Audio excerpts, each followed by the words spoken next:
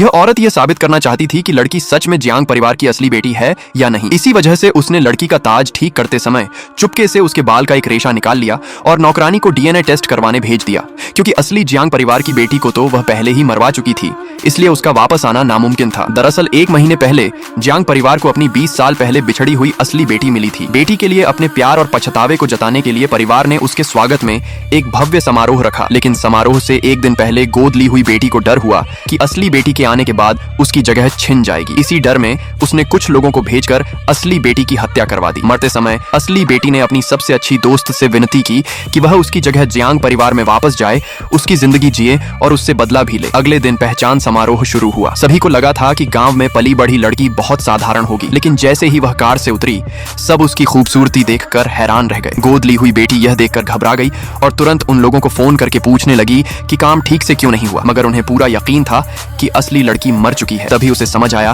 कि यह लड़की नकली है। इसके बाद वह लड़की को गहनों के कमरे में ले गई और बोली कि वह कोई भी गहना चुन सकती है। उसे लगा गांव में पली लड़की को गहनों की कीमत की समझ नहीं होगी, लेकिन लड़की ने सीधे सबसे महंगा ताज चुन लिया। ये देखकर गोद ली हुई बेटी अंदर ही अंदर जलने लगी, मगर उसने बहाना बनाया कि यह ताज उसकी माँ ने उसे जन्मदिन पर दिया था और यह उसके लिए बहुत खास है। माँ ने लड़की से दूसरा गहना चुनने को कहा, लेकिन लड़की की आंखों में आंसू आ गए और उसने कहा कि उसके जन्मदिन पर तो उसे सिर्फ एक अंडा मिला था। यह सुनकर माँ को बहुत दुख हुआ और उसने वही ताज लड़की को दे दिया। अब गोद ली हुई बेटी और ज्यादा परेशान हो गई। उसने बहाना बनाया कि लड़की कमजोर लग रही है, इसलिए उसका चेकअप होना चाहिए, जबकि असल में वह डीएनए टेस्ट करवाना चाहती थी। लड़की डर गई और बहाना बनाकर बाथरूम में चली गई। माँ उसके पीछे पहुंची तो देखा कि लड़की लगातार अपने हाथ धो रही थी। लड़की रोते हुए बोली कि वह गांव से जरूर आई है, लेकिन वह गंदी नहीं है और उसे कोई बीमारी भी नहीं है। ये सुनकर माँ को बहुत गुस्सा आया कि उसकी बेटी को घर आने के पहले दिन ही इतना अपमान सहना पड़ा। तभी गोद ली हुई बेटी डॉक्टर को लेकर वहां पहुंच गई, लेकिन माँ ने डॉक्टर को तुरंत बाहर निकाल दिया और सबको चेतावनी दी कि उसकी इजाजत के बिना कोई भी लड़की का टेस्ट नहीं करवाएगा। बाद में माँ ने गोद ली हुई बेटी को अलग ले जाकर डांटा और कहा कि आगे से वह अपनी हद में रहे। बचपन से सबको परेशान करने वाली लड़की पहली बार खुद अपमानित हुई थी, इसलिए उसके मन में और नफरत भर गई। तभी असली लड़की उसके पास आई और बोली